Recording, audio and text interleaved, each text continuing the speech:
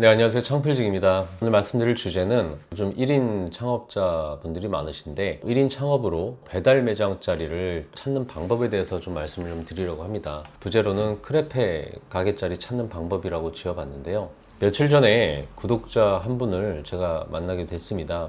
가정주부셨고 우연한 기회에 창업을 하게 돼서 5년 동안 꾸준하게 장사를 해 오셨죠. 하지만 어떤 임차인이든 건물주가 아닌 이상이면은 한 곳에서 평생을 그렇게 장사를 하기 힘듭니다. 어쨌든 여차저차한 이유로 가게를 접고 그동안의 단골도 많이 쌓였지만 아쉽더라도 다른 지역으로 옮겨가지고 장사를 새롭게 시작할 수밖에 없는 그런 상황이었습니다. 가게를 몇 년 동안 열심히 했지만 현재의 시장 상황이나 부동산 상황도 잘 모르고 자리를 여기저기 알아보러 다니긴 하셨지만 가게를 보면 볼수록 사실 헷갈리는 경우들이 많이 있잖아요. 이 사람 말 다르고 저 사람 말 다르고 좀 어찌 보면은 알면 알수록 헷갈려지는 그런 난감한 상황에서 저를 찾아오게 되신 거죠. 논현동에서 장사를 오래 하셨다 보니까 그 동네 인근도 찾아보고요. 신도림에 사람들이 무지하게 많다고 얘기를 들어가지고 또 그곳에 가서 또 한참 또 가게도 찾아보고, 영등포 구청에 좋은 물건이 나와가지고 그곳에 가보니까 또 오피스 인구도 많고 아파트 인구도 많다고 해가지고 그곳에도 열심히 또 찾아보러 다니셨고요.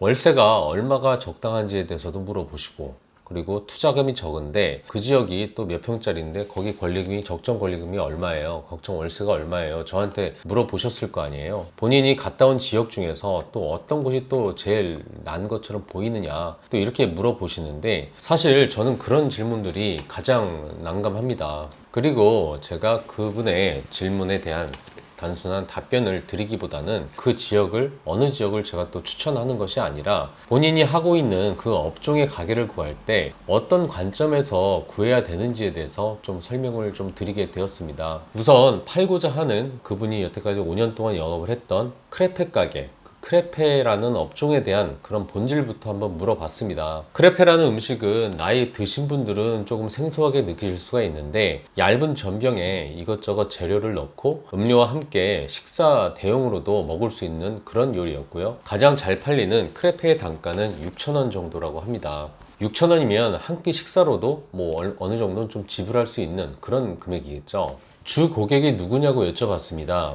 20, 30대 여성들이었고 아이를 데리고 온 젊은 주부님들이 또 많았고요. 그 논현동이라는 곳이 또 원룸 사는 술집 다니는 아가씨들도 좀 많이 있단 말이에요. 이 부분도 좀 잘 봐야 되는 게, 술집 다니는 아가씨들이 켜먹는 시간대가 또 늦게까지 또 됐기 때문에 이분도 늦게까지 영업을 하셨겠다 이렇게 또 생각을 할 수가 있는 겁니다. 판매 비율은 홀 손님으로 오는 손님이 20% 정도였고, 그리고 테이크아웃 손님이 30%, 그리고 배달로다가 매출이 한 50% 정도가 일어난다고 말씀을 하셨습니다. 또한 신규 고객과 단골 고객의 비율이 어느 정도 되냐, 보통 신규 고객이 50%면은 단골 고객이 50%, 거의 전체 고객 중에 절반은 단골 손님들이 계속 온다는 얘기예요. 그럼 지금 혼자서 일하고 계신데 혼자서 최대한도로 맥시멈 매출을 혼자서 얼마 매출까지 커버를 하셨냐고 제가 여쭤봤습니다. 크레페가 생각보다 손이 많이 가는 음식이라서 정성도 많이 들어가기 때문에 혼자서는 단체 주문 받기도 버겁고, 진짜 최선을 다하면 하루에 30만 원까지는 혼자서 다 쳐낼 수 있다 이렇게 말씀을 하시더라고요. 한마디로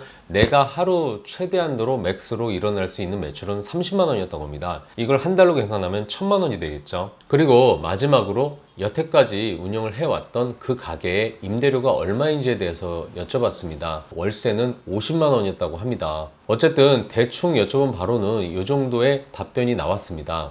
그렇다면 우리가 팔려고 하는 이 크레페의 진짜 경쟁자는 누구일까요? 한 끼 식사라고 우리가 크레페를 정의를 한다면 6, 7천 원에 파는 칼국수집이 될 수도 있고 해장국집이 될 수도 있고 김치찌개집이 될 수도 있습니다. 한 끼 식사의 대용이라고만 생각을 한다면 샌드위치집이 될 수도 있고 햄버거집이 될 수도 있고 분식집, 우동집, 그리고 저가형 좀 합리적인 금액의 파스타집이라고도 얘기를 할 수가 있겠습니다. 내가 매장을 운영할 때는 또한 어떤 판매 루트를 선택하고 집중을 해야 하는지에 대해서도 생각을 해야 됩니다. 그러면 실제로 그렇게 운영하고 있는, 나와 똑같은 컨셉으로 비스무리하게 운영을 하고 있는 가게들을 추려낼 수가 있거든요. 만일 파리바게뜨라고 한다면 이 빵집은 테이크아웃 전문 가게입니다. 내가 만약 테이크아웃 전문점을 하겠다고 한다면 파리바게뜨 매장 중에서도 장사가 잘 되는 그 매장을 찾아가서 그 매장 주변으로다가 힌트를 찾을 필요가 있습니다. 수많은 파리바게뜨 매장 중에서도 테이크아웃으로 장사 잘 되는 이유가 그 집에 있을 테니까요.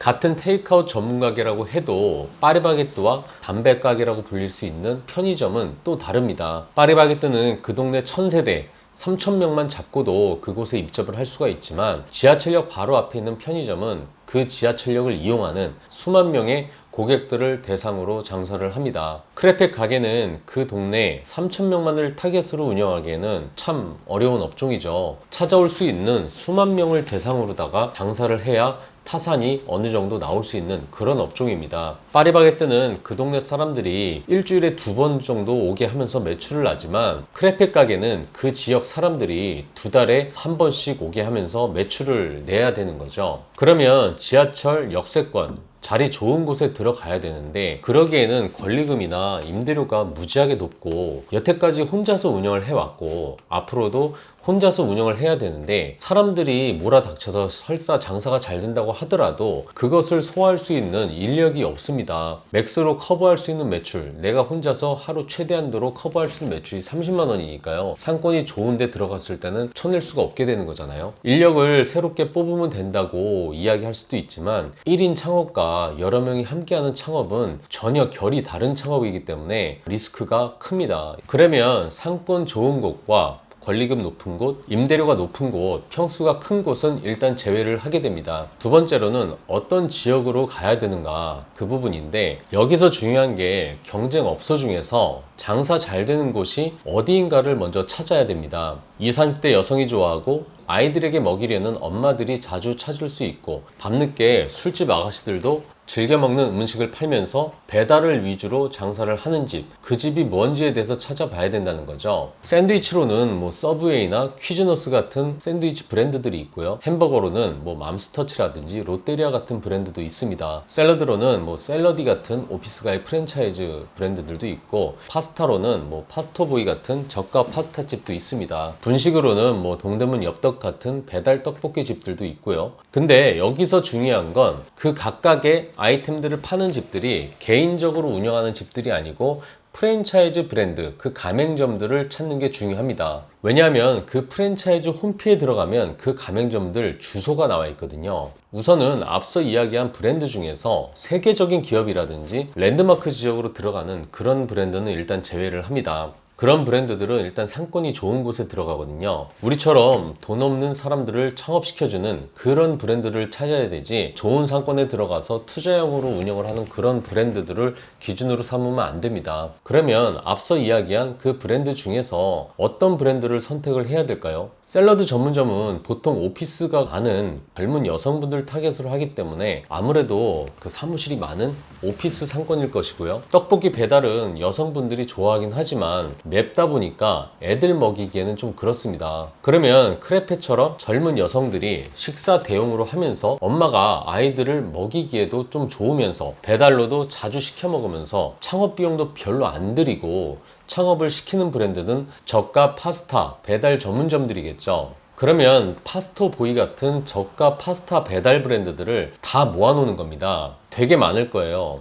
네이버에 저가 파스타라고 치고 파스타 프랜차이즈 이런 것들을 치게 되면 저가 파스타 브랜드들이 굉장히 많이 나올 겁니다. 그래서 우리 크레페랑 고객들이 겹치는 그런 브랜드들을 조사를 하기 시작을 합니다. 그리고 내가 출퇴근할 수 있는 거리를 일단 지도상에 표시를 해줍니다. 내가 서울시 송파구에 살면 출퇴근 거리로 30분 거리라든지 40분 거리라든지 내가 갈 수 있는 그 거리 지역까지 일단 체크를 하는 거죠. 내가 송파구에 살면은 가는데 30분 거리로 예를 한번 들어보자고요. 그럼 내 밑으로 가는 곳은 뭐 용인까지 갈 수가 있고 내 집 서쪽으로는 뭐 양재동까지 갈 수가 있고요. 내 집 동쪽으로는 강일동이나 하남까지 갈 수가 있는 거고 내 집 북쪽으로는 강 건너서 한남동까지 갈 수 있고 이렇게 내가 갈 수 있는 지역까지 박스로다가 이렇게 지역을 표시를 해주는 겁니다. 그 다음에 나의 사정거리 안에 내가 갈 수 있는 그 거리 안에 그 지역에 있는 저가 파스타 브랜드들 가맹점들을 지도상에 표시를 하는 겁니다. 특히 그 프랜차이즈 홈페이지에서 대박집이라고 홍보를 하는 가게는 별 표시를 하고 체크를 해둡니다. 그곳이 장사가 잘 되다 보니까 홈피에서 홍보를 하는 거니까 수십 개의 가맹점들 중에서도 장사가 잘 되는 가게라는 그 힌트를 얻을 수 있을 거 아니에요. 그 지역에 그 가게 자리를 가게 되면 말이죠.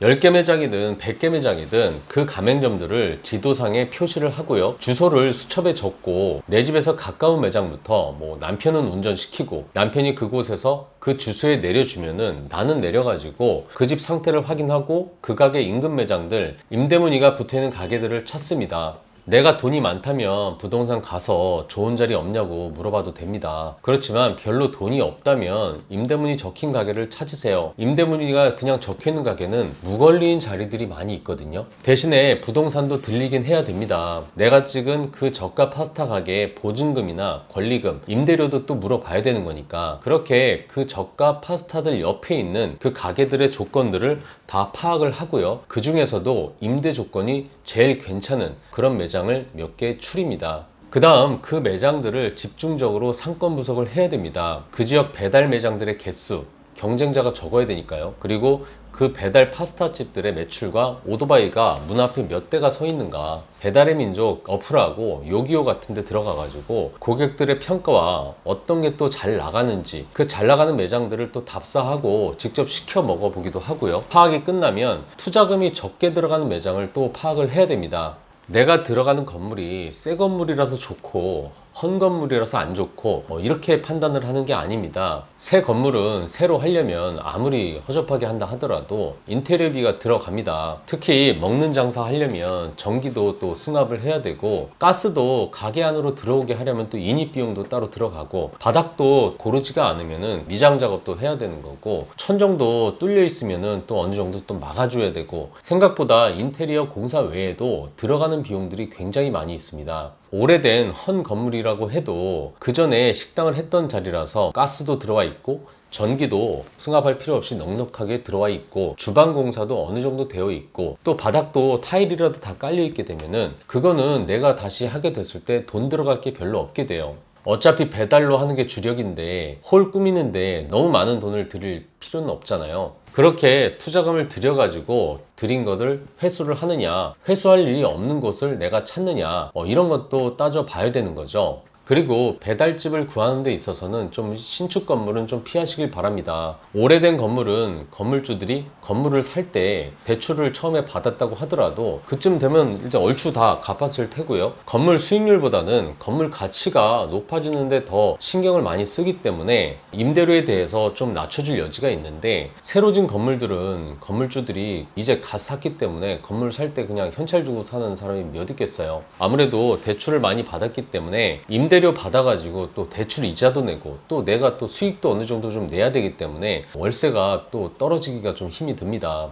오래된 건물은 시간이 지나면서 좀 월세도 좀 내려주고 좀 융통성이라는 게 좀 있는데 새로 진 건물은 처음에 좋은 조건으로 들어갔어도 임차인이 안 구해지면 처음엔 좀 좋은 조건을 해주니까 그렇게 해서 처음엔 좀 좋게 들어갔어도 월세를 그 다음 계약 기간이 시작될 때는 또 팍 올릴 가능성도 있습니다. 월세를 내리게 되면 건물 수익률이 떨어지게 되는 거고 건물 수익률이 떨어지면 건물 가치도 또 내려가게 되거든요. 건물 가치가 내려가면 은행에서 바로 연락 옵니다. 건물 가치가 내려갔으니까 나한테 빌린 돈 갚아라 이런 식으로 상환 압박이 올 수도 있는 겁니다. 그래서 건물주들이 마음이 나빠서 월세를 못 내려주는 게 아니라 월세 내려주다가 내 건물 가치가 떨어지면서 돈 갚으라는 얘기를 들으니까 어쩔 수 없이 못 내리고 전전긍긍하는 그런 건물주들도 요즘 많습니다. 그 다음은 우리 크레페 가게가 어디까지 배달을 갈 수 있는가, 그것도 한번 생각을 해봐야 됩니다. 그건 온라인 임대료하고 관련이 어느 정도 있기 때문이에요. 오프라인 임대료는 목 좋은 곳, 상권이나 입지가 좋은 곳이 아무래도 그 월세가 높잖아요. 그래서 월세가 높은 곳은 목 좋은 곳이다 이렇게 표현을 하고 그렇게 알고 있는 거지만 온라인 임대료는 배달 앱에서 가장 잘 보이는 곳에 노출이 된다는 뜻이고 그건 곧 어플 광고비, 배달앱 광고비, 이게 온라인 임대료에 속합니다. 거리가 먼 곳까지 가려면 흔히 얘기하는 배민 깃발 꼽는다고 하잖아요. 그런 깃발을 많이 꽂아야 되고, 깃발을 많이 꽂고 잘 보이려면 또 배달 광고비가 많이 나가게 됩니다. 크레페라는 메뉴는 단골이 주 고객이고 가까운 고객들만 대상으로 하는 그런 장사가 아니기 때문에 먼 곳에 사는 고객들까지 끌어들이고 유입이 되어야 수익이 나는 거기 때문에 상권을 좀 넓게 잡아야 됩니다. 그러려면 가게짜리 기껏 싼 거 잡아놓고서 앱 광고비, 온라인 임대료는 무지하게 높아지는 황당한 상황까지도 벌어질 수 있습니다. 내 가게 임대료는 싸게 구한다고 해서 50만원짜리를 구했는데 깃발을 많이 꼽다 보니까 앱 광고비로 막 100만원이 나와버려요. 이런 경우도 생길 수가 있다는 겁니다. 멀리 있는 고객들까지 잡을 수 있으면서 온라인 임대료를 줄일 수 있는 방법은 바로 배민 라이더스가 가동되는 지역을 생각을 하는 것도 하나의 방법이 될 수가 있습니다. 물론 배달의 고수들은 배민 라이더스가 사실상 접객에서 손님들에게 응대하는 측면에서는 또 단점이 있다고 이런 말씀을 하실 수도 있는데, 아무래도 비용적인 측면만 보다 보면은 라이더스가 있는 곳으로 가는 게 유리한 부분들도 있습니다. 배민 라이더스는 다른 광고비가 아니라 한번 주문했을 때 수수료만 건마다 부과되기 때문에 먼 곳의 고객까지 잡아야 되는 그런 배달 사업들에게는 어느 정도 유리할 수가 있습니다. 마지막으로는 더 이상 상가가 생기기 힘든 곳을 찾아야 됩니다. 신도시 같은 곳은 내가 먼저 들어가도 계속해서 경쟁 가게가 생길 테니까 신중해야 되고요. 특히 가게 자리가 없는데도 상가가 계속 생기는 경우가 있는데 바로 공유주방 브랜드가 입점한 지역들입니다. 강남 같은 곳이 아마 대표적인 곳이죠. 비싼 땅값에 상가가 계속해서 눈에 보이는 상가가 드러나진 않지만 공유주방이라고 해서 한 매장에서 하나의 가게에서 배달 브랜드로 몇 개에서 십수 개로 늘릴 수 있는 그런 공유 키친 브랜드가 들어간 곳은 정말 배달하시는 분들은 그곳에는 정말 치열한 경쟁을 해야 됩니다. 공유 키친 브랜드를 검색을 하고 홈페이지 들어가서 그 브랜드들이 들어간 입점 장소가 어딘지를 한번 확인 한번 해보세요. 공유 키친이 들어갔다는 건 배달 수요가 많다는 거고, 그렇기 때문에 후속 공유 키친 브랜드도 들어올 가능성이 크고요. 기존 사업자들도 배달 전문으로만 하는 브랜드를 만들어서 자기들 가게에서 또 추가로 브랜드를 낼 수 있는 가능성이 크다는 걸 의미합니다. 오프라인 매장은 100개밖에 내 눈앞에 안 보이는데 온라인 매장은 1000개가 될 수도 있는 거예요. 이렇게 대충 나의 크레페 가게 입지를 정해놓고 결정적인 순간에는 아무래도 좀 믿을만한 전문가에게 조언을 듣는 게 좋습니다. 가게 자리라는 게 내가 열심히 말씀을 드렸지만 뭐 수학 공식도 아니고 그 고수들의 느낌이라는 게 또 있거든요. 많은 고수들을 직접 찾아가고 부탁드리고 그 사람들의 직감적인 조언을 듣는 것이 굉장히 중요합니다. 사실 합리적인 사고보다도 감이 중요한 그런 시점들이 있습니다. 특히 장사라는 게 좀 그렇습니다. 새로운 곳을 가니 또 의욕적으로다가 신메뉴도 더 만들려고 하신다길래 제가 그런 거 하지 마시라고 말씀을 드렸습니다. 파리바게뜨 같은 지극히 그 동네 사람들이 일주일에 몇 번씩 들르는 거라면 맨날 보던 거 똑같이 먹는 거 식상하니까 신메뉴가 그때그때 필요하고 그때그때 기존에 부족한 걸 업그레이드 해야 되는 그런 것들이 필요하지만, 가끔 먹는 크레페 가게라면 제대로 된 대표 메뉴에 집중을 하는 게 오히려 좋다고 말씀을 좀 드렸습니다. 전국적인 맛집들이 한 가지 전문성 있는 메뉴로 전국에 있는 소비자들을 상대로 장사를 하는 것처럼 말이죠. 대신에 배달 전용 메뉴를 추가로다가 만들어 가지고 세트로 받았을 때 왠지 푸짐한 느낌을 주도록 하게끔 조언을 드렸습니다. 서비스 메뉴가 푸짐해 버리면 받는 사람도 기분 좋고 사진을 또 찍었을 때 또 사진이 또 잘 나오거든요. 풍성하게 보여야지 다른 분들이 봤을 때 또 제 주문을 할 수가 있는 거니까. 떡볶이 배달집에서는 원가도 별로 안 들어가고 손도 많이 안 들어가는 주먹밥이랑 쿨피스를 묶어 가지고 푸짐하게 보이게 하고요. 곱창 배달집에서는 값싼 계란에 물 붓고 전자레인지 돌려서 계란찜을 서비스로 줍니다. 분식 배달집에서는 원가가 무지하게 싸면서 푸짐하게 보이는 쫄면을 서비스로 줍니다. 한식 배달집에서는 원가가 무지하게 싼 순두부찌개 서비스로 생색을 내고요. 샌드위치 배달집에서는 원가가 무지하게 싼 맥반석 삶은 달걀을 더 배부르라고 서비스로 줘서 배민 댓글에 극찬을 받습니다. 이런 식으로 배달 고객들이 직접 그 메뉴를 받아봤을 때 기분이 좋아지는, 싸면서도 손이 많이 안 가는 그런 사이드 메뉴를 고민을 하시라고 말씀을 드렸습니다. 또한 그렇게 손이 많이 가고 정성을 쏟아야만 완성이 되는 그런 크레페라고 한다면 그냥 안 보이는 곳에서 혼자 주방에서 끙끙대면서 만들지만 말고 만드는 과정을 사진으로 찍고 우리 아이에게 자신 있게 먹여도 되는 그런 양질의 재료를 직접 사오는 장면도 좀 사진으로 찍고, 청결 상태가 완벽한 가게 주방을 또 사진으로 찍고 영양 만점의 음식을 만들고 있다는 사진들과 설명을 곁들여서 조그만 책자, 조그만 전단에 담아가지고 배달 갈 때 하나씩 껴서 주게 되면 그저 음식 사진이랑 가격표만 붙여있는 그런 배달 가격표 전단지보다는 훨씬 단골을 만드는데 효과적일 거라고 이야기를 해드렸습니다. 나만의 브랜드를 키우고 오래가기 위해서는 나의 크레페에 생명력을 불어넣어주는 그런 작업이 꼭 필요한 일이니까요. 모쪼록 이번에 새로운 매장을 시작을 하시는데 꼭 오랫동안 잘 해나가셨으면 좋겠습니다. 이 영상이 1인 배달 창업을 준비하시는 분들에게 그야말로 약간의 도움이 되고 힌트가 되셨으면 좋겠습니다. 이상 창필직이었습니다.